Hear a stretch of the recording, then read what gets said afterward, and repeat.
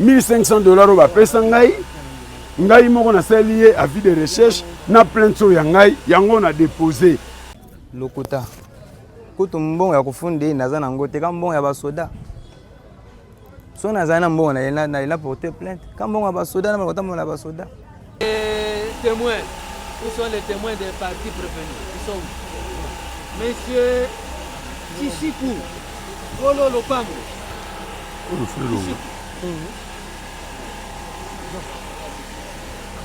Chichikou Azawa.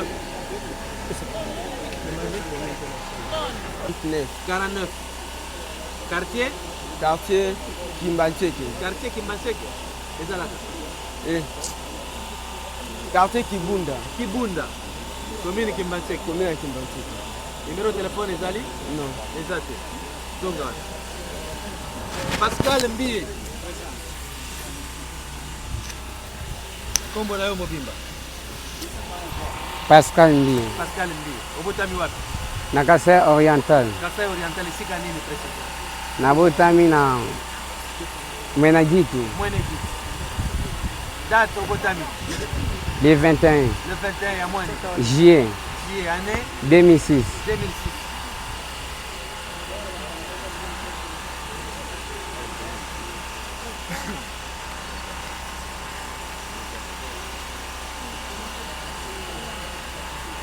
Kombo papa na yo? Mbiye. Mbiye.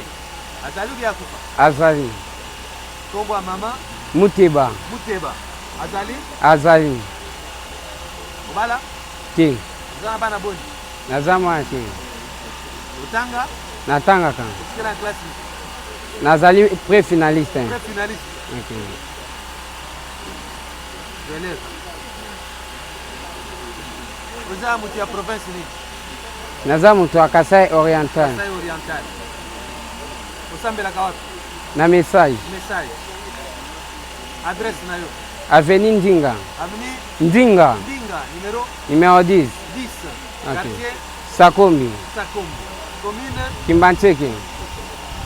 Numéro de téléphone Ezali? Exact. Exact. Pierre Mukalenge.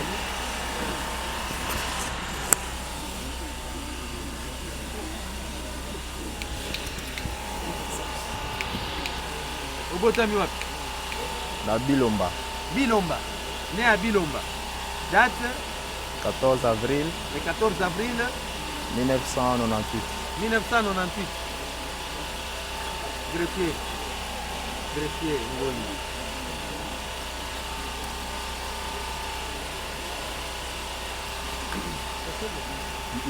Kombo papa na yo? Muntu. Muntu, longa makasi. Muntu. Muntu. Azali bya kufa? Azali. Kombo mama? Mujinga. Mujinga. Azali bya kufa? Ali. Azali. Obala? Te. Uzana bana boni? Abota te. Ubota te. Otanga? Wena otanga. Uzotanga, uzana classe ni? Nana prepo. Prepo. Étudiant. Oui. Originaire ya province ni? Kasai Central. Kasai Central. Usambela kawapi? Napria na message. Ah? Na message. Na... Message. Oui. Adresse na yo? Mako mentionné bien mon camé tabernacle message. Ah? Le nom du tabernacle. Mais adresse na yo? Avenue Mouepou 34. Avenue Mouepou numéro 34. Quartier? Le quartier junior. Quartier? Comment quartier? Hein? Kibunda bala. Kibunga. Kibunda. Kibunda. Kibunda. Commune? Commune Kimbanseke. Numéro de téléphone? 82 82 17 17 55 55 924. 924. Ok. Sandra Liata.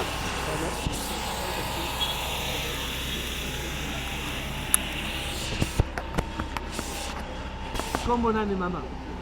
Bitondo Sandra Liata. Mikondo Sandra. Bitondo. Bitondo. Liata Sandra. Bitondo Liata Sandra. Obotami wapi? Na territoire Opala. Opala. Kombo papa. Date. Le 19 Oui. 5e mois 1994. 1994. Kombo papa na yo? Bosimbi Ngandi Pierrot. Bosimbi Ngandi Pierrot. Azali. Kombo ya mama? Asomba Marine. Asomba Marie. Azali. Obala? Naza célibataire. Na bana boli? Bana mibale. Otanga? Natanga na 6e classe T. Otikela na classe ni? Deuxième humanité. Deuxième des humanités. Osalaka msala ni? Natekaka. Vendeuse. What? Na route mokalika. La colère. Originaire ya province ni? Chopo. Osambelaka wapi? Nasambelaka na message depuis Kisangani. Adresse na yo? Adresse nanga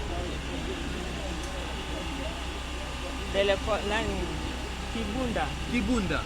Avenue de l'école numéro 1. Quartier Kibunda. Commune Kimbasek. Numéro de téléphone Ezali. Fais ça. 083. Oui. 69. 70. 866.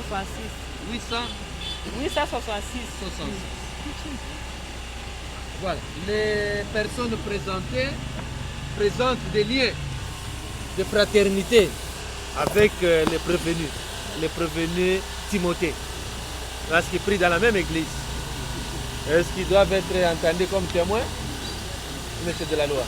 Non, Monsieur le Président, au-delà de leur communauté chrétienne, ils sont aussi des frères tribaux. Ils sont tous de la même province, du Grand Kassai. Il y a une dame de la Chopo. Excepté la dame de la Chopo, mais les quatre autres sont de sa province d'origine. Donc ils seront entendus, Monsieur le Président, on aurait joué membre de la composition, comme de simples renseignants. Partie civile, vous avez suivi l'avis du ministère public par rapport à la qualité accordée aux personnes qu'on a présentées. Oui.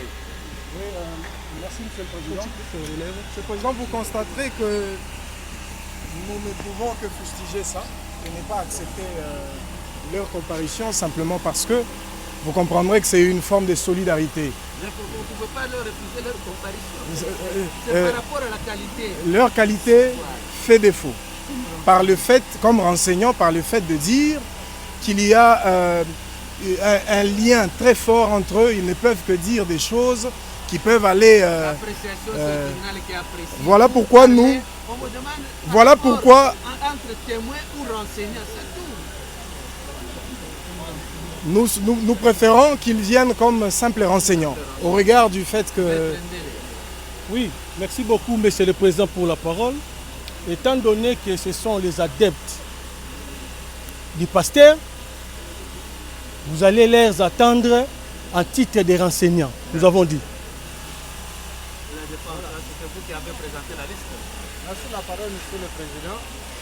C'est à tort qu'on prétende qu'ils sont de la même province, vous l'avez vous-même deviné. Ils sont de provinces différentes. Du moins, à la question de savoir, seront-ils entendus comme témoins ou renseignants? Alors, il faut vraiment élargir ce qui venait d'être dit, simple renseignant. La loi n'a pas parlé de simple renseignant. La loi parle de renseignant. Avançons. Toutes ces personnes seront entendues comme des renseignants. Ils ne vont pas prêter serment. En tant que renseignant, on ne prête pas serment. Vous voulez ajouter quelque chose? Non, je ne sais pas. Peut-être que dans votre sagesse, vous allez revenir au deuxième prévenu qui n'a pas de relation avec tous ces témoins. Et qui ne pourra pas déposer comme renseignant. Ils n'ont aucune relation avec les deuxièmes prévenus. Non, on va les entendre. Votre nom, Monsieur le Président. Non, j'introduis une demande. Quelle demande? ils sont... Mais je disais, Monsieur le Président, je ne discute pas avec vous. Ils sont un peu affaiblis. Si on peut apprêter, ils vont tomber devant vous. La non-assistance à personne en danger. On va entendre toutes ces personnes comme de simples renseignants. Comme Monsieur Delaloi, vous voulez... Allez-y. Merci pour la parole. Ils ne vont pas prêter serment, mais ils seront entendus comme des renseignants. Maître, laissez d'abord. Merci pour la parole nous appelez. Nous voulons rappeler à l'intention de ces renseignants les prescrits de l'article 130 du Code pénal ordinaire livre 2e qui s'écrit de manière que voici. Toute personne appelée en justice pour donner des simples renseignements, voilà des simples renseignements, qui se sera rendu coupable de fausses déclarations, sera puni d'une servitude pénale de 8 jours à 1 an et d'une amende de 25 à 500 francs ou d'une de ces peines seulement. Si je peux rappeler ça à Lingala, ceux qui ont kokosa olobi makambo busolo te boyokani na kati église bosali sanga ke tokende kobeta lisolo po tokosa tribunal et que na ndenge tribunal kosamisa awa emonani ke bokosi bokokangama mpe bokosala boloko awa esi boloba bosolo. Monsieur public a rappelé ndenge boye awa boloba kaka bosolo kobeta nkumba te toyokani. Commandant la police d'audience. Commandant la police d'audience à Zawad. Commandant de cachement, pause. Pour isoler bango bayoka oyo tokoloba tokobenga moko bokende bofanda place na kopesa bino tokobengisa bino nsima. Oui maître, maintenant vous demandez quoi? Maître, venez. Maître, les renseignements n'est pas votre problème. Il y a tout un service. Vous n'êtes pas l'avocat d'un renseignement. Vous avez compris? Restez dans le cadre de la prévenue. Oui, quelle était votre demande? Nous avons trouvé qu'ils sont trop affaiblis. Si on pouvait prêter les sièges, les chaises pour eux, et nous pouvons évoluer avec les gens. Il faut attendre chaque étape, il ne faut pas être pressé. Quand on est en train de mettre d'abord le décor, il faut laisser que le décor soit planté et puis vous pouvez faire vos demandes. Commandant la police d'audience, lequel Bango qui tu vas faire.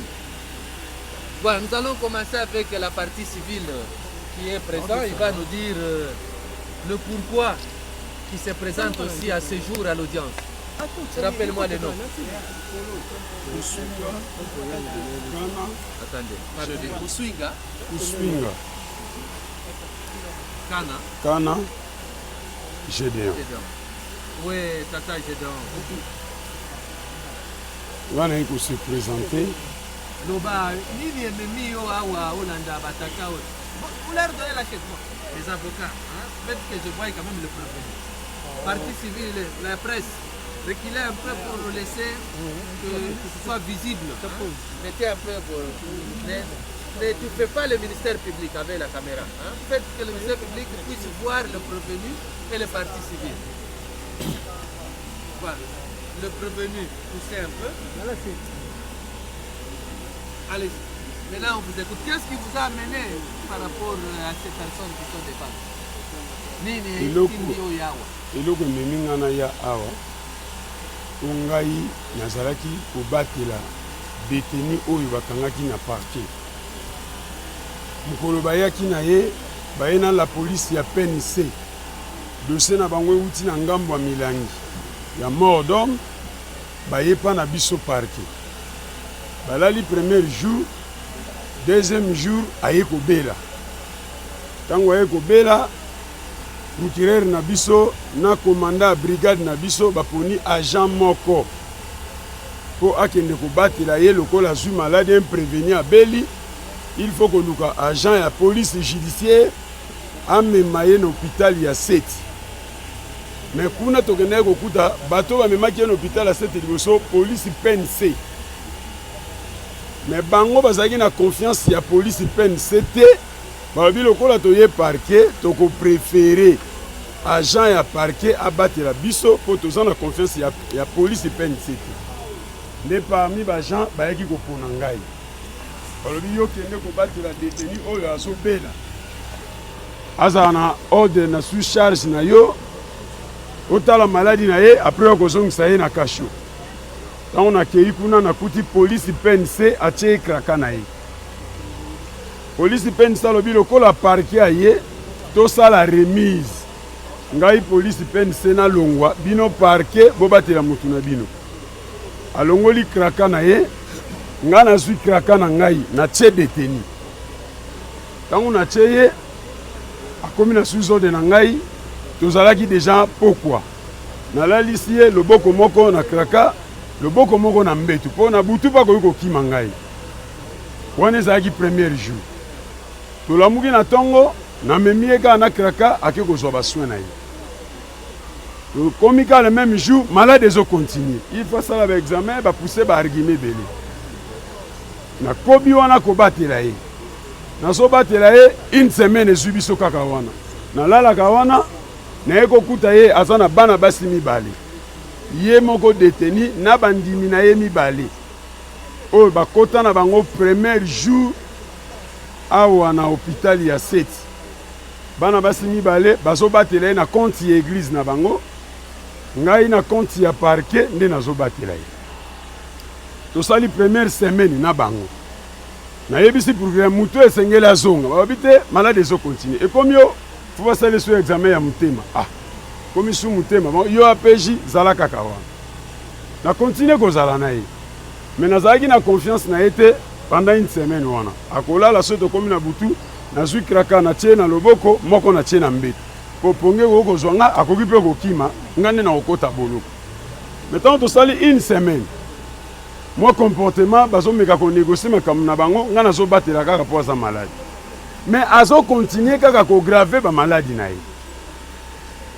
tokolongwa na examen oyo au moins tozongisa ye eza te examen mosusu ye toye kobeta na ye 2 semaines kaka ngai nabatelaka ye mais na kati ya 2 semaines par rapport à banégociation na bango bazosala les deux familles ya ye na kati wana lokola maladi nga nazobatela ye abandi kosolola na ngai lokola mpe aza paster mwa motema ya mawa etake paster pendant la journée nakomi kotika ye sakraka nga moko naza wana tovandi wana tozosolola na nzela kosolola na 2 semaines ayaka kopesa nga adresse na ye navandaka na avenue Indépendance na direction ya ruti mokali pembe na ndako nafutelaka ekangami na église ya Jova wana eza na cadre ya lisolo mpo ngai nde nazobatela ye na bana basi wana mibale tozalaka na bango tokomi 3e semaine dossier ngo nga natikala kaka bangungi ezoswa ngai bino dossier ngo esila te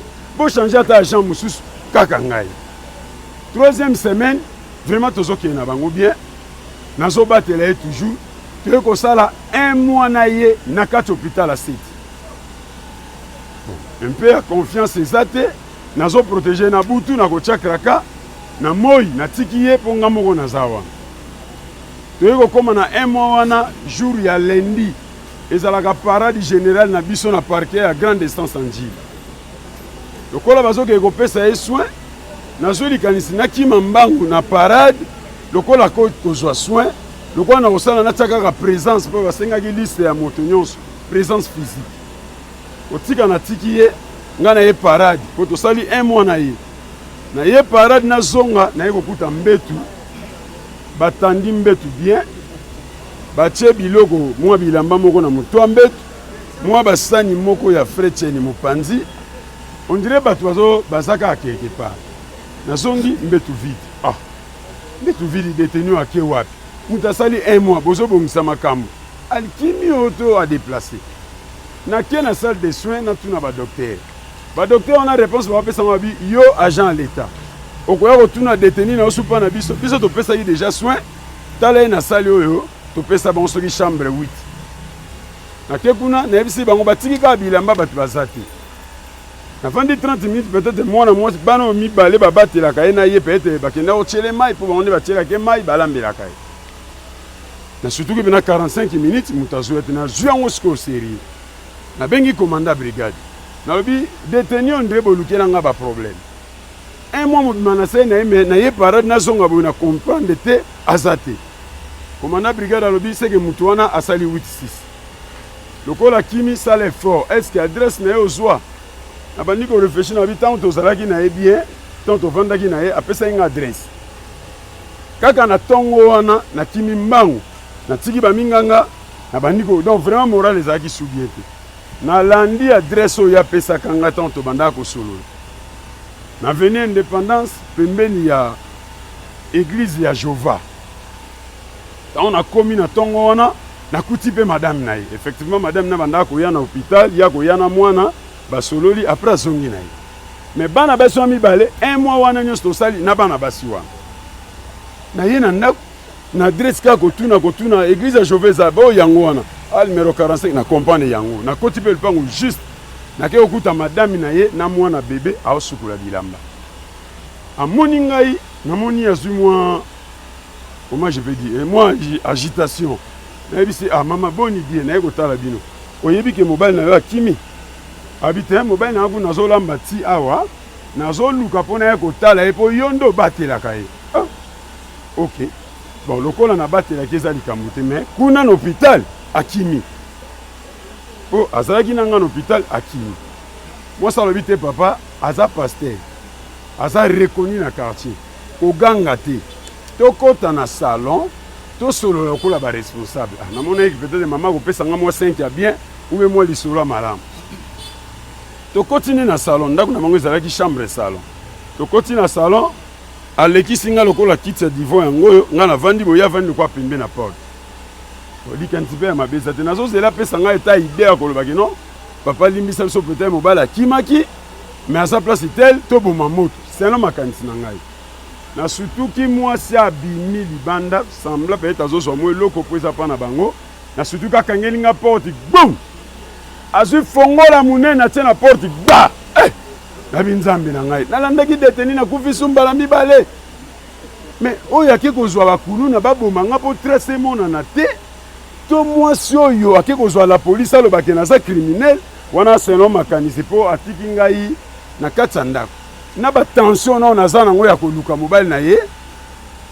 nakosala ndenge nini na verifie telefone mpe ya crédit ezalaki na continue kobenga commandant brigade nde naza awa nayebi te soki nakokufa sikoyo mpe nini ezoyela ngai adresse oyo paster wana apesaka ngai nalandi ye na adresse wana mwasi nayambi nga malamu me na surtout kaka nge nga porte atie fongola monene libanda me fenêtre eza na bantivole soki botiki nga nayebi te nini ekeyela ngai akumisaki nzambe commandant brigade na biso ya parquet asensibilize belema 24 elema ya biso bazwi bamoto mosusu baye na babanzela okatisa bamosusu baleki na bamoto 30 minutes après quartier wana nyonso tolingi yango abandi kokanga mama lupango akangi mama lupango bakangi bato nyonso bamoni nga mpe na kati nde nazobelela bafilme sili batindeli procureur abi bobukango koma detene akimi bakanga lisusu agent baboma ye maîtresse ekeyebana te buka porte wana nde babuki porte babimisi nga ntango bazobuka porte mouvement wana makanisi eyebisi nga nakota na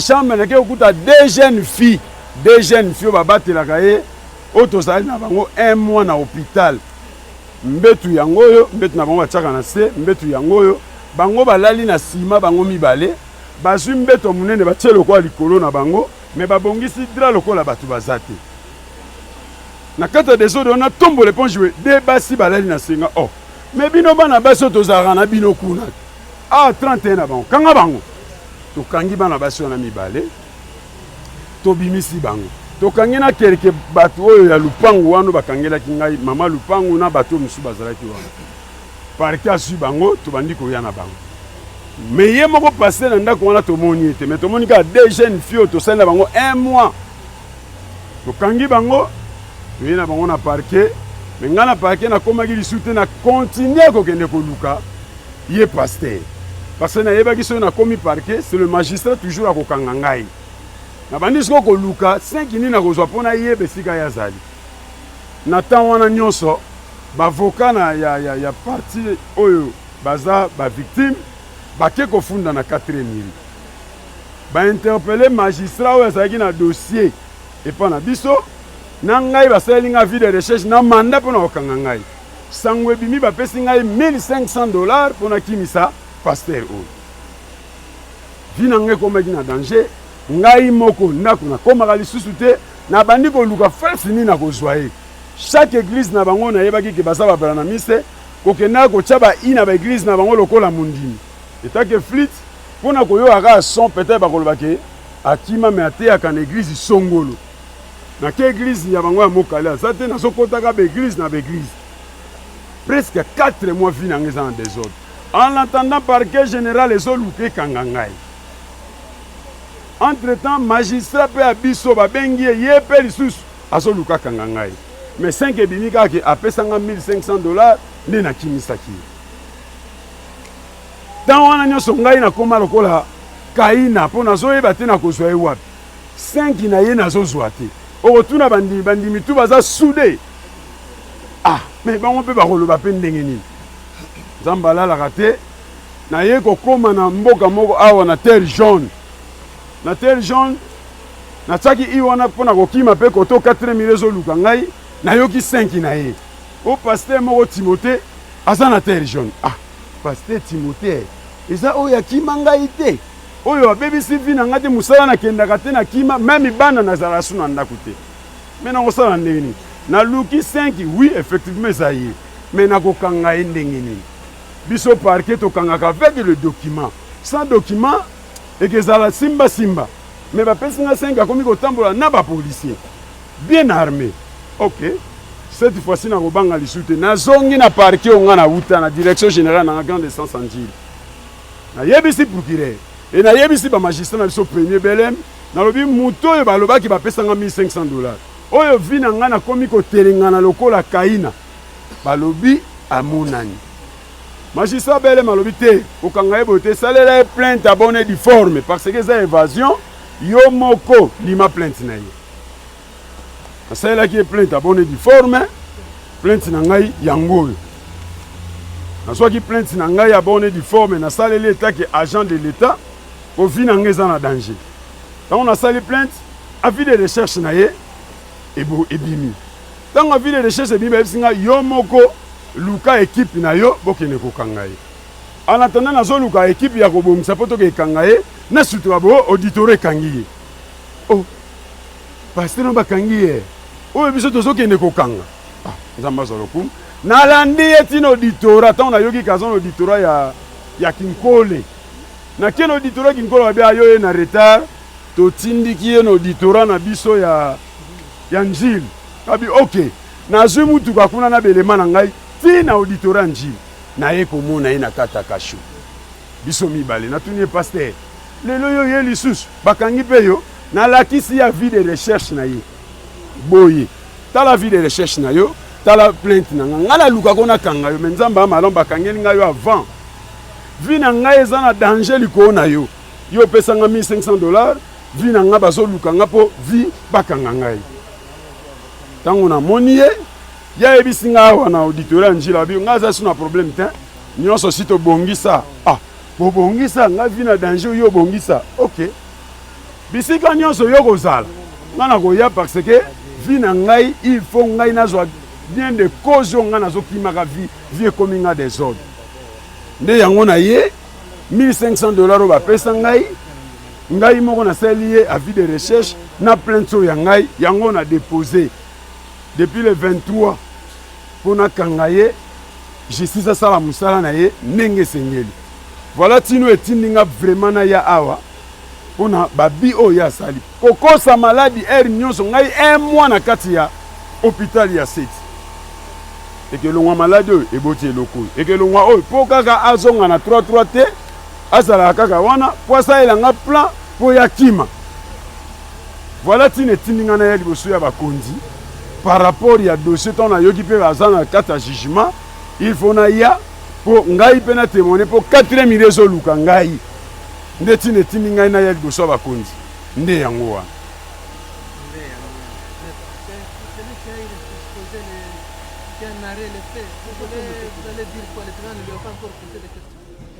C'est juste pour compléter. Qu'est-ce que vous allez compléter? Parce que ce n'est pas vous qui avez vécu la scène. C'est lui qui a vécu la scène. Laissez-nous poser des questions. Pas de problème, nous sommes là, monsieur le président. Pas prendre la place des autres. Respectez votre place en tant qu'avocat. Hein? Attendez quand il y aura des questions. Voilà, on vous a suivi par rapport à la narration. Vous confirmez que vous avez garde malade. Bongo. Durant un mois. Un mois mobile. Un mois, Dieu. Oui. Je suis à l'audience, rappelle-moi. Ça la garde, Naïe? Oui.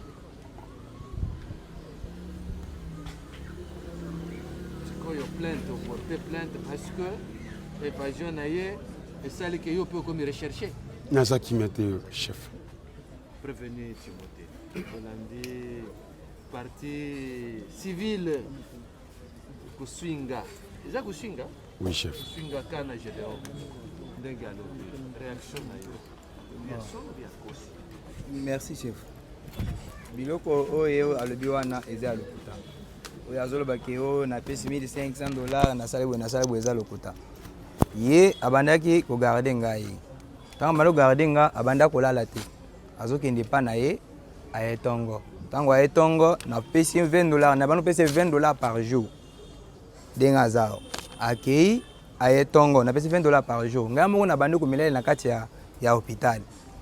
Maintenant ezalaki basere mibale bakoya na moi batoki mwa mai bakei na bango parce que baza basi na ngai te ngai aza na mwasi na ngai. Maintenant ye yoko koma série moko boye ye akei epa na ye akei kolala epa na ye ezalaki dimanche akei kolala epa na ye basere oyo bando garde ngai wana bakendaki mpe na bango. Maintenant nazoyoka apele ezolela alo yo Timothée sikoyo oza wana nzela tokomema oyo ya bomboyi nabimi libanda mpo nasumba crédit natya na telefone nasumbi crédit nabengi ye na telefone nga nabengi ye na telefone ayebisi papa Gédéon oza wapi ayebisi ke pasteur naza mosika naza na ndako na kati ya pele ta na kati ya pele namoni bantu bazoya kokotisa soki ebima moko boye na hôpital ntango bazokotisa namoni baye na keti ya mwindu boye baye nango liboso ya hôpital ngai nayaki mpo nasumba crédit natelemi nazomonaka keti ya mwindu wana namoni soda moko na munduki bantu bamosusu 4 na bilamba ya pamba ale kasi nga na telemi wana na se ya parasoleil bazoteka na we na yekusoma crédit bantu wana bazobeke tokota aza na kati oyo nani pase wana aza na kati oyo tokende toflatire ke toza bantu ya parke tozwa ye naye kobenga mpe lisusu mpo na deuxième fois kasi oza wapi bandakala wana ayebisi ngake naza mosika ayebisi bongo naye komona ke non naza na danger naye ko se déplacer nana se déplacer natemi quelque part dans quelques minutes mwasi na ngai abengi ngai ke chéri ntango tozoloba awa pharmacie bazobuka naye kobenga maître nayebisi papa ntango tozoloba awa bazobake pharmacie bazobuka ayebisi ke non sala effort ozonga na kati ya hôpital ntango nazoya lisusu mpo nazonga na kati ya hôpital nakuti kaka kechi ya noir wana ezalaki wana naye kozonga ntango naye kozonga abiki no imani lisusu ya kozonga na kati ya hôpital eza te naye koavance ti na beti makolo ti quartier ntango nakomi na quartier na tele ye akobenga ngai abenga pase oza wale nayebisi bon ngai banda nazozela oyo nazomona yo te o nani pasteur naza mosika boyeboye naye koyebisa ke komsa alobi na ba 9h tokutana po tokende na parke ntango tozozela mpo ke 9h tokutana na ye ntango parce ke ye kutu abandi kopesangi ide na kati ya hôpital ke o paster ata ndenge oza boye okende ata na ndako olali na yo osokoli oye kozonga na hôpital eza problème te ye moto abandi koloba makambo nyonso wana ye soki nazokosaka biki na te mili kolwa songa nakosi nakufa ye moto abandi koyebisa nga ke paster okende ati na yo ndako vandi na yo likambo kutu esi esili nango ye moto abandi koyebisa nga maloba wana ntango sikoyo nazozela na ba 9h ok tokutana na ye nazoka mwasi ngai azobenga ke chéri ntango tozoloba awa papa Gédéon ayokota na kati ya ndako akoti na kati ya ndako apanzi biloko nyonso naza na batelevizio ti lelo ezi ya kokufa ngai mpe nabandi koluka ye mpe naza na batelevizio ti ya kokufa biloko nyonso bamese nyonso vitre biloko nyonso na kati ya ndako ye na trouble bango bakendaki kosala bango maintenant sikoyo ntango nayoki bongo mais boye bien mettre avec bon ça va comme ça biso to gene na parquet to sisi to kam bien ba mettre ba na parquet parce que c'est makambo nyonso na a parquet andi makambo nyonso za ko mais malheureusement nazomona zongisinga na sujet na nani wana mais awa toza namoni bakangi ngai awa na likambo ya installation des militaires et na ye azoyela ngai ki oyo oyo yoka yo ntango okimaki mwa hôpital oke kobatama wapi te ngai nayebisaki ye ke komisa tokutana lobi na ba 9h ntango bimi na hôpital okende kofanda wapi ntango ngai nabini na hôpital navandaki na nani na awa na kaka na nani na Kimaseki akuvandaka na Kimaseki akei na ndako ta na bani na ndako nayobima na ntongo mpo ke tokutana na ye toya na ye ye ntango ye azongi ndako aya koezala na trouble mama na trouble apanzi ndako ndenge aza azokosela bato aparke pamba apanzi ndako bon ntango navandi na Kimaseki ezali mpo tokende na ye esika wana avant baya kokanga yo na te ntango na luma bisika nazalaki wana navandaki premier jour c'est-à-dire premier jour oyo aya koboka ndako deuxième jour nango mpo nazela maître tokende bakei na église bakei kopie église bapie église combien de jours jusqu'au jour oyo bayi kokanga ntango bimi parce que esali mwa mikolo bamaître babandi kokende ozokende korépondre nakoko se rappele c'était une semaine, 2 semaines, 1 mois, 2 mois. Oyoka qui parti civil, alors l'événement date du mois de juillet. C'est ça, juillet 2025. Hein? Juillet 2025. De juillet 2025 à aujourd'hui, nous sommes au mois de mai 2026. Comment vous réagissez comme des vulgaires? Vous réagissez comme des vulgaires? Vous croyez au marché? ngai nakimaki ye te ngai mpe nabandi koluka ye na batrouble aki kosala na mikolo oyo depuis kobimaki na hôpital ti na ngongo baye kokanga yo ça fait combien de mois qui se sont écoulés? Bon en tant que nazalaki mutu na lolenge babandi koluka nga combien de mois? On pose la question par rapport au mois écoulé. De juillet à avril, c'est plus de 6 mois. C'est ça, non? Durant 6 mois, tu es en cachette. Non, non, en cachette. C'est pour ça qu'il voit. Parce que ce qui tu te reprochais de rien, tu aurais dû te rendre au parquet ici. C'est là où il y avait le dossier. Non, c'est-à-dire, nous autres, ils ont un bobangi. Nous avons un bobangi. Durant 6 mois, vous allez nous avons un bobangi. Nous avons un bobangi à Boubimako. C'était caché par peur. Anzana bobangi akubima na ndenge ya bandi kulinga mande.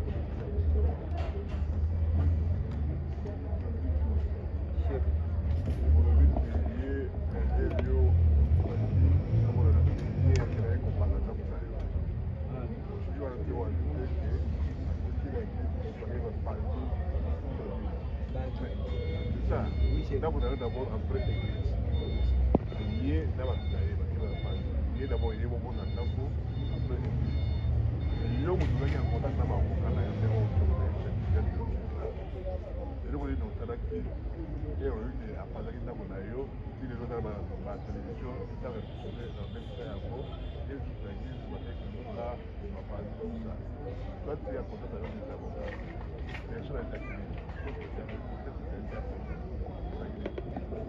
non, ntango bayena ndako bapanzi ndako babuki baporte bakei pharmacie bapaye bakei boutique bapaye bakei église bapaye maintenant réaction na ngai na bandi koloka mpo ke nasilisa nano makambo oyo naza nango na parti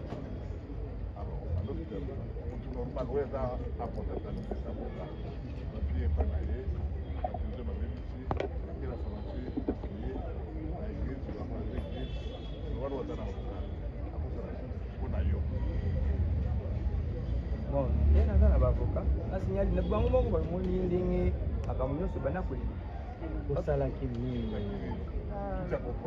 comportement oyo ya agent de l'état non ensuite ngai nakoki koagir te sans que c'est-à-dire wana tu étais invisible non est-ce que, parce que si tu as été victime, non? Oui. D'une agression de la part d'un agent, appuyé Nakonayo, appuyé pharmacie, appuyé même église. Est-ce que tu t'es déporté indé au parquet? Porter plainte, c'est ce que peut faire un homme normal. Tu l'as fait? Non, mais j'avais peur. Il n'y avait pas moyen que je puisse aller se présenter.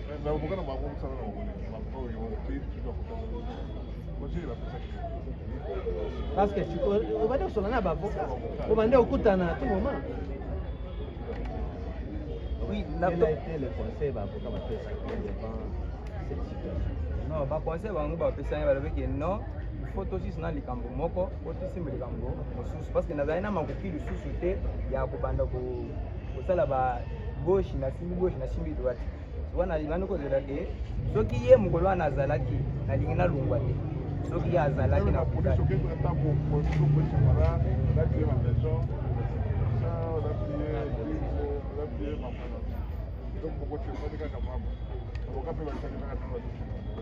Il y a d'autres choses, oui, ils ont maboko à parquer, ils ont à Kubunga, ils ont maboko à parquer, bah, quitter, bah, ça le parquet.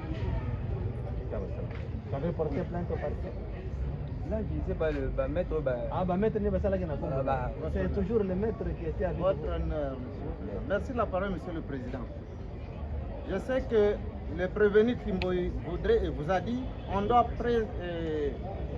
dire avec précision et concision. Nous sommes amenés devant vous pour 3 infractions, nous 2. Une seule infraction, incitation des militaires à commettre les actes contraires à la loi. Lesquels faits commis en date du dimanche 26 avril dernier. Alors, la partie civile, que nous venons d'écouter. On va revenir sur ça, mais par rapport à la question du tribunal, il y a une partie civile qui se plaint. Par rapport à cette partie civile, vous avez suivi votre client, vous renvoie à vous, parce que vous avez donné mandat. Mais nous n'avons pas cela, parce que ça, on va l'énergie, c'est nous qui vous donnons la parole pour cette énergie. Si on vous refuse cette parole, vous n'allez pas parler. Nous avons besoin d'une précision. Est-ce que vous avez fait une action contre cet agent par rapport aux actes par lui posés? C'est ça la question du tribunal. J'en viens, monsieur le président. Je crois que ce sont les faits en dehors des faits pour lesquels nous sommes venus. Par rapport, est-ce que la partie civile se serait plainte? Lorsqu'il y a une partie civile qui pose son problème, nous, tribunal, nous devons écouter. Vous avez compris? On a compris, monsieur le président. Donc, à ce stade, vous allez parler, réagissez par rapport à la question. À la question posée au prévenu Timboy, s'est-il plaint quelque part? Je suis avocat, je suis son conseil. Du fait qu'il n'y a pas encore jusqu'ici la prescription par rapport à ces faits, il y a eu des discussions méchantes. Monsieur le Président, il a encore temps, même demain matin, même cette nuit à 22h, nous pouvons revenir. Une quelconque action dans ce sens-là. En attendant que la prescription. Merci beaucoup, Monsieur le Président, pour la parole. Monsieur le Président, c'est avec beaucoup de regrets, Monsieur le Président, que moi, Maître Ndele, prenne la parole à l'audience de session. Pourquoi nous disons cela, Monsieur le Président? Le prévenu qui est par devant vous, il a très bien dit, Monsieur le Président, noir sur blanc, que mon client, étant agent de l'ordre, Monsieur le Président, est allé faire des désordres dans sa maison. Il est allé encore avec ses collègues de service pour aller détruire dans l'église, Monsieur le Président. Il y a une question? Non, Monsieur le Président. J'ai des questions, Monsieur le Président. Le prévenu qui est par devant vous, il a des professionnels comme moi, Monsieur le Président. Pourquoi pas, Monsieur le Président? Lui était en cavale plus de 8 mois. Pourquoi il n'avait pas autorisé aux confrères comme moi, Maître Ndele, de porter plainte, Monsieur le Président? Je viens de le dire, ils n'ont jamais porté plainte, ils disent qu'il y a encore la prescription. Monsieur le Président, ce n'est pas encore prescrit. Est-ce qu'il faut tourner autour de ça? Monsieur le Président, jamais initié une action quelconque contre votre... Nous sommes très à l'aise par rapport à ça, Monsieur le Président. Je sais qu'il n'y a pas de question. Nous posons une question au prévenu qui est par devant vous, pasteur de son État. Est-ce qu'il confirme par devant votre tribunal qu'il donnait à mon client chaque jour $20? c'est 20 $? Oui, chef. C'était pourquoi? Les 20 $, il y a mon quoi, il m'avait dit que moi je ne peux pas laisser mon travail là-bas et pour te garder sans toutefois bénéficier quelque chose. Oui. La deuxième question, Monsieur le Président. Les prévenus soutiennent par devant votre tribunal que si il avait pris fuite, parce qu'il y avait le véhicule de marque Ketch avec des policiers à l'intérieur et d'autres en tenue civile. Parce qu'il vient de soutenir par devant votre tribunal. Il était d'abord sorti. Et par après, il a appelé mon client en disant quoi? Oza Wap. Et par après, il est retourné encore, Monsieur le Président. Je ne sais pas.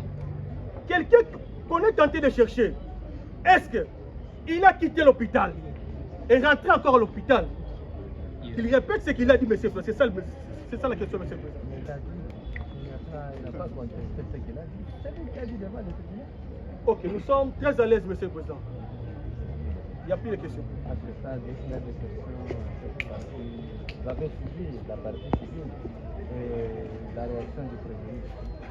Oui, Monsieur le Président, nous voulons rappeler à votre tribunal que contrairement à ce qui a été dit la fois dernière par ces prévenus, comme quoi il y avait plus de problèmes là-bas, il n'y avait rien entre lui et le parquet. Et voilà un agent du parquet qui vient de confirmer par votre tribunal que ces prévenus étaient recherchés parce qu'ils s'étaient évadés. La vie de recherche, on peut avoir ça. Ils s'étaient évadés au niveau de l'hôpital. Vous avez laissé ça au parquet? Ils s'étaient évadés, donc c'était un évadé. Donc quand il disait tantôt, non voilà, il n'y a pas un problème là-bas, d'ailleurs la partie civile ici, les kilomètres c'était juste des maçons. C'est quelqu'un qui ne veut pas collaborer avec la justice. Il a déjà pris son chemin, c'est pourquoi il a commencé par les maçons. Il continue. Malheureusement, il est tenté d'être confondu ici devant votre audience. Donc c'est quelqu'un qui n'aime pas la vérité. Voilà, rechercher. Et puis, la partie civile vient d'insérer une chose. Il a été informé que depuis, au niveau du quartier Terre Jaune, il se promène seulement avec des policiers. Donc il a renforcé sa sécurité.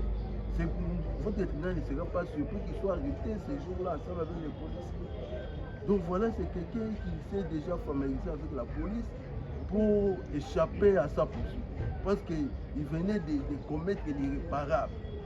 Il a tué quelqu'un, alors il s'est comporté à un charlatan, à un faux médecin. Il lui a fait administrer des produits au sein de son église. La personne a rendu l'âme. Il a fouillé à l'hôpital. Alors pour être en sécurité, qu'est-ce qu'il va faire? Il va maintenant aller débourser l'argent, recruter les policiers pour assurer sa sécurité. Voilà. Cet élément qui était mis à sa recherche confirme devant votre audience criminelle qu'il a été informé. Il y a un monde dans la partie qui me dit mais à comment vous dites que la policier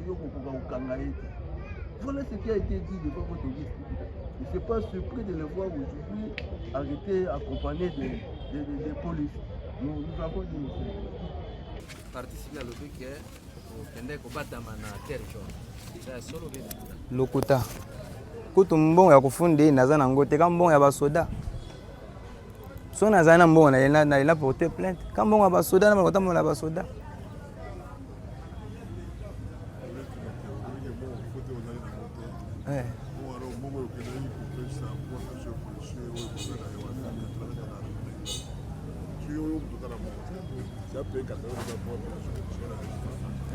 Non, l'argent que j'avais donné, $60 ici, c'est la communauté même qui avait payé cela.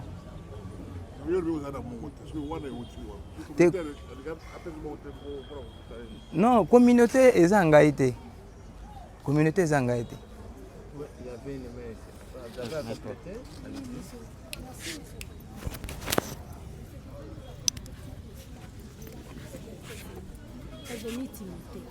Revenu Timothée. Vous confirmer liboso ya tribunal que na volonté na yo mokondo bimaki na hôpital ou qui place aux alaki. to reformuler question ozalaki na kati ya hôpital ozoconfirme nani oyo apesaki autorisation ya kobima na kati ya hôpital mpo ose retrouve na ndako na yo? Non, mama, ye ntango ntango nayoki appel nani apesaki autorisation eza ye ou bien obima hôpital na volonté na yo? te ntango na banda kobenga ye telefone na ye ezoleka azopesa yeke aza na ndako mina soki ngai na mimoni deja na danger natikala ngai moko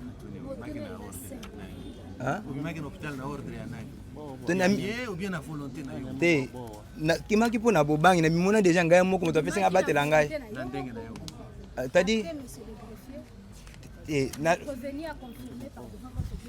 nabimi na bobangi parce que namoni aza te. Il a quitté l'hôpital de sa propre volonté alors que c'est un détenu de son état.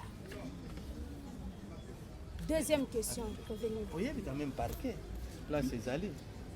Parquet? Parquet. Place bakangaki yo. Eza première fois ngai ko na kota place bakangaki yo parquet. Oyebi yango te. Et pour na pour maîtriser zela boy. Eza pas. Ça fait combien de temps que tu vis à Kinshasa? Ici à Kinshasa. Je suis venu ici en 2022, presque à la fin 2022. 4 ans, oui. Bakangi parquet ou une place parquet exacte. C'est la première fois que je suis parquet, c'est que je parquet. Tango bimi na hôpital, okendaki wapi? Quand on a bimi na hôpital, na lobia bien que na kenda na kota de bonhomme. Kota de bonhomme. Ah. De bonhomme c'est côté. Ici. De bonhomme. L'hôpital où tu étais, c'est où? Oui. Hôpital place Batiaki, ezaki wapi? Hôpital ezaki na nani na K7. Na K7. Oui. Eh. Hôpital comme hôpital. Justement, bon, il y a K7, il y a quartier 7. Mais du moins c'est au quartier 7. Na quartier 7. Tokobima na hôpital, ti okoma de bonhomme oleka nzelani. Nga oleka kinzelani. Kobima hôpital. Okoma de bonhomme. Chef, sans vous mentir, na bana kotambola nazoto na muntu. Est-ce que okolakisa ngai nzela ezobima na quartier? Ezalaki butu na bobangi oyo nazalaki nango. Ezalaki butu azalaki te. Te na tongo te. Ozokende kosomba unité na hôpital tango la muki patu. Chef, peut-être boyoki nga bien te. Ezalaki butu. Na ba 20h45. Na ba 20 na ba 20h45. Tu es à l'hôpital. Nazalaki na hôpital. Tango événement wana menace wana par téléphone, présence ya batu. Parce que le batu bayaki kokunda mutu. Batu bayaki pour que potika mutu na morgue à 20h. C'est ça, non? Oui. Tango événement, est-ce que tu as informé les infirmiers de la garde de l'événement? Parce que tu es à l'hôpital. Il y avait une maman là-bas. Il y a un moko na garde. Abanda ko soigner bantu. Mais nga na vanda ki libanda na se anzete aibi na se anzete na banda ko vanda. Na se anzete wana j'ai écouté muntu ya mwasi abengi yo zela. Kai siko ozawana to mema yo ya bomoi. Tana yo kibongo na saki na megate na sana crédité. Na bimi siko yo libanda ya hôpital. Na sumbi crédit na bengi. Ngamo na bengi. Chef, akozala tamta mususu ata journée moyimbozo mona été. Est-ce que tu as fait rapport repas ya bakonzi à l'hôpital que voilà mutu batie comme mon garde malade, chef, agent de l'état abimakana ye donc ça moi arrangement yo na ye moi $20 wana pona couvrir yo. Chef, wana eza musala na ngai te ye mutu ba pesi ke agende ko batela ngai eza musala na ngai te. Nous voulons juste confronter le prévenu avec les renseignements. Et il y a la partie civile. Partie civile. Oyoki motuna totuni. Prévenu à lobby, yo obandaki kotika ye. Alors que yo lobby na tribunal, otika ki kaka po kende ko se présenter na parade. Boye. Tango kende ki parade, ozongi ki à peu près herbe. Oyo kutaki prévenu te na hôpital. Ngai moko agent l'État. Bapesi ngai batela détenu. Biso moko toyebi ke soki détenu akimi yo zo remplacer détenu. okubanda kotika na longwe wana a partir ya 7h pona ya na parade eza toza 0 mètre hôpital à 7 avec Njil toza soki na mingi même pas 100 mètres toza 0 mètre parquet na hôpital lokola bazopesa ye premier soin parce que bapesa bango soin na ba 7h30 à 8h lokola bazopesa premier soin na précipité mpona kota parade na zonga bake na ye minganga babengi ye bapesa ye soin bandaki kosala de ye kuta examen ya crachat mpo alobaki tolo mpe ezosala esiko pasi ntango bakoti basala ye osalaki combien de temps 30 minutes à pamba par rapport ya parade mpe kozonga revenir ozo reconnaître que ntango yo bakendeki kotika yo pozwa traitement nde ntango yo bimi na absence te lukuta kanzamba lola kaka kichu wande yo lobele bino lukuta abandi kokende obimaki na circonstance mama nazoloba boye nazobandela maloba na ngai nazalaki na hôpital ye azalaki te ta navandi na hôpital ye ayebi na se nzeto navandaka wana nayoki apele eleli nayoki mongongo ya mwasi azoloba ke yo zelaka ndenge oza wana tozomema yo bongo ntango nabimi mpo nasuma crédit nabenga ye hôpital wana ekangami na morte oyokaki mongongo ya mwasi mais à notre grande surprise ozoloba na tribunal ke omonaki nde mibali alors que na téléphone moto abengaki yo mwasi mais yo otelemi na cabine nde omoni mibali c'est-à-dire uyu mtu wa mwasi abengaki ndenga na telefone koma nazobandela maloba na ngai ntango nabimi libanda namoni siko keti ya noir namoni sikoyo bato ya balati bilamba ya bato oyo baye koluka yo bayebi yo bamoni yo na kabine batika yo bakende kolanda yo lisusu na kati ya hôpital bamoni nke ngai te ngai nazalaki na kabine nasumba eza crédit na benki namoni siko keti mpona parce naza na bakatetere naza na singa na libubu naza na singa libo na katetere ate moko ayebi kinke na banda kobele na bana kosanza bamakila ata ninge naza awa ata na pozo ntango naza nazwa bamilipade ye moko ayebi très bien l'hôpital na bimi na ba 20h50 parce que na bingi na ba 20h45 maintenant sikoyo ntango na bingi nazalaka libanda wana nazoremake naotalaka mouvement ya bantu wana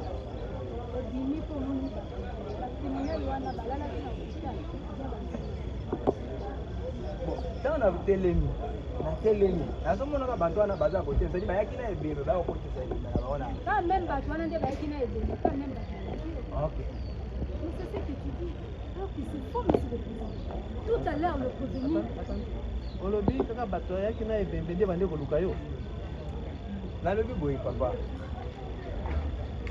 nayoki motuna bato oyo bayaki na ketch ya noir nde bayaki na ebembe nalobi ezalaki morte répondez à la question bato ayaki na ketch ya noir bayaki na ebembe papa je peux m'exprimer ma français toba ata na français c'est-à-dire quand je suis sorti dehors j'ai vu un ketch en couleur noire maintenant j'ai vu 4 personnes qui étaient dans tenue sur fil qui étaient c'est-à-dire qui entraient dans l'hôpital. Maintenant, j'ai vu une seule personne, un soldat, il avait l'arme. Maintenant, après, j'ai vu maintenant, le mort, l'hôpital et la mort se trouvaient. J'ai vu, on a travaillé avec un cadavre là-bas. Maintenant, pendant que je l'ai appelé au téléphone, j'ai écouté les 4 personnes, a dit, lui, il est intérieur ici. Qui était venu avec le corps là, ensemble? Ce sont ces 4 personnes ou des personnes? Non, ce n'est pas les 4 personnes là. Autre question par rapport à ça. Il y a encore des questions. Plus de questions. Voilà, allez-y.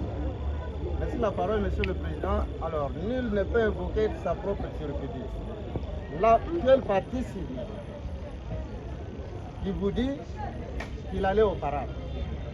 À quel moment il s'est retrouvé au domicile du prévenu?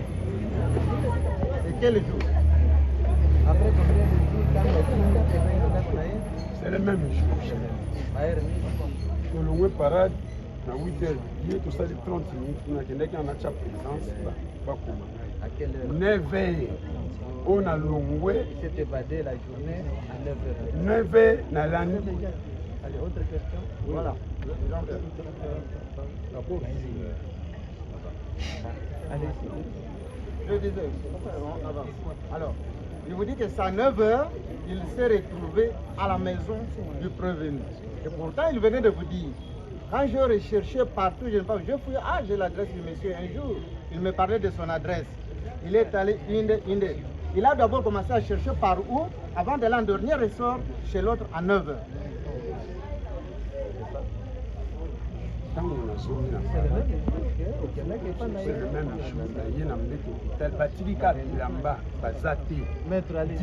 la même question. Alors, comme il était au parade, ou à la parade, excusez-moi, il a assisté comme élément à la parade, et la parade a duré combien de temps?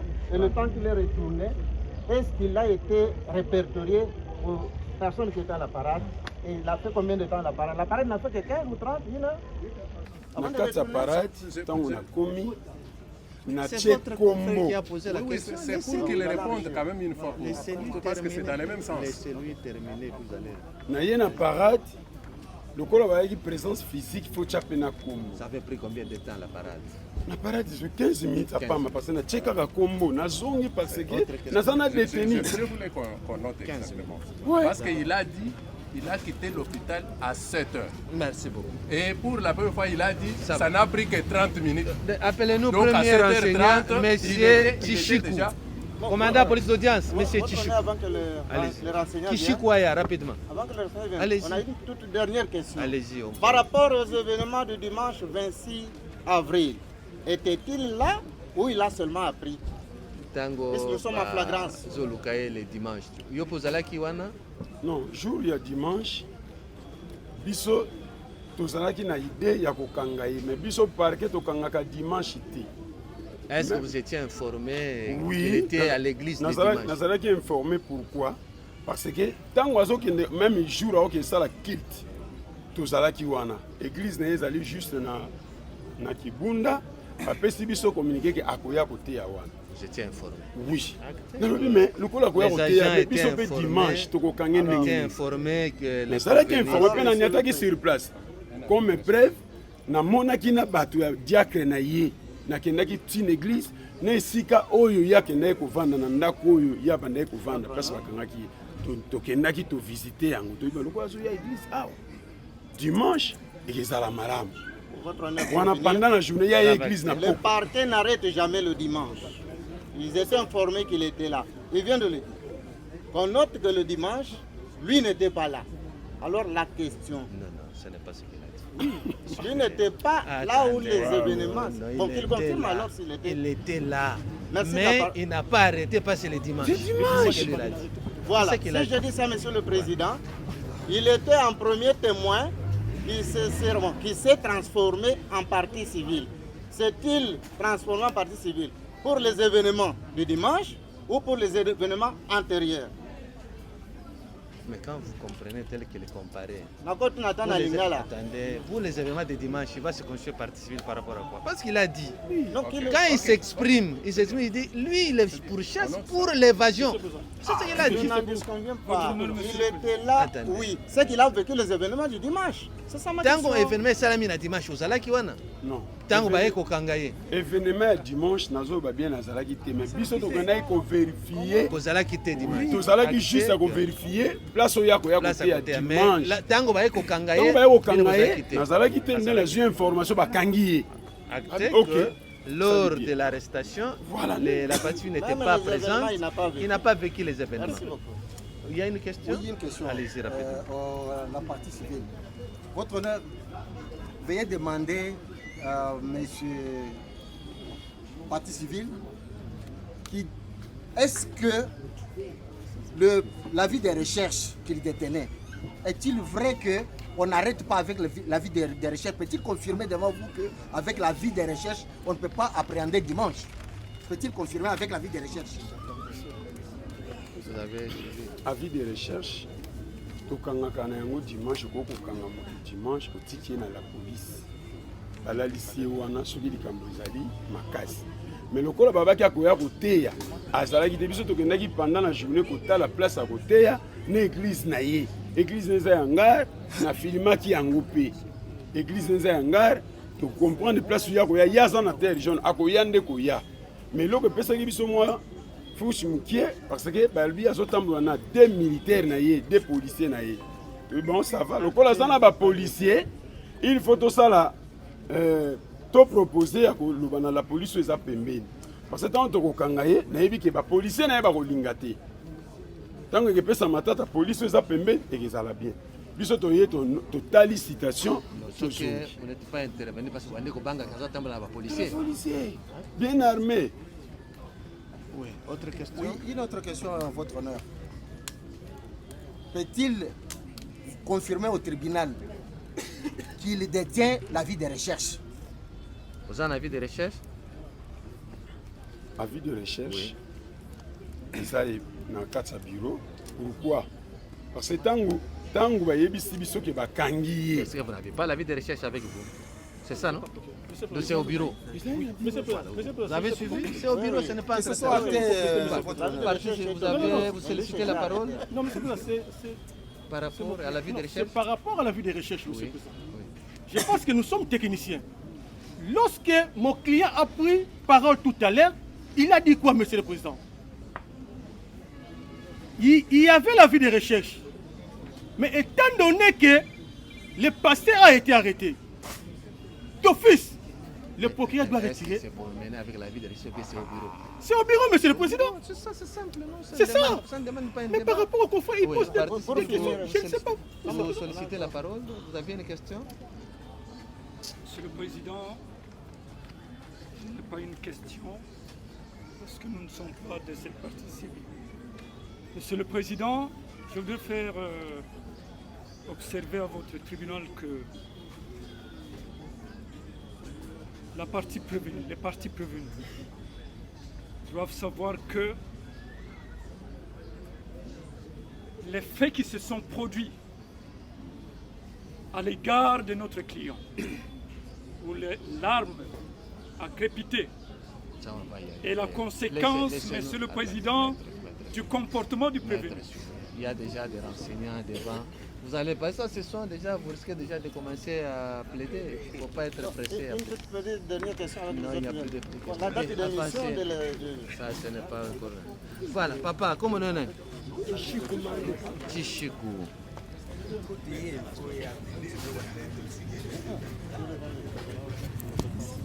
Chichikou, comment on est? Chichikou Mandé. Mandé. Vous avez une relation nini na tata we? Oui, aza pasteur na biso. Aza pasteur na bino. Siko tata we msusu? Oyo msusu. Ouais. Oui, bien été. Au moins, il y a Vous avez quelle relation avec Tata? Bon, aza ko le lupango. Aza ko le lupango ici ka o communauté ça. Il est pas un membre de l'église. Yé azo sambela kati wa sana kati. Oui. Tata oyo oyebie? Les dimanches, vous allez qui wapi papa, événement ni le cas qui na église na bino. Dimanche, papa, tu sais que na kati église. Azo bona le pa na ngai. Mu pango lwanyi. Ngi munampinje wo. Nchilu ngi pardon papa pardon. Ni change ngi mogo bete mabako. Ngi mogo bete mabako. Comme yoza mutialanga to kubenga interprète après, hein? Bozo ngisaye. Boya na Moïse Diavaga. Mogo bete mabako. On visiter papa. Weekend ofanda nani tozwa batu mususu foto luka mutu ya lubaka langi na yo. Pour qu'il y ait la biso. Ce n'est pas interdit. On ne lui a pas interdit. Est-ce qu'on lui a refusé de parler? Mais il nous faut avoir un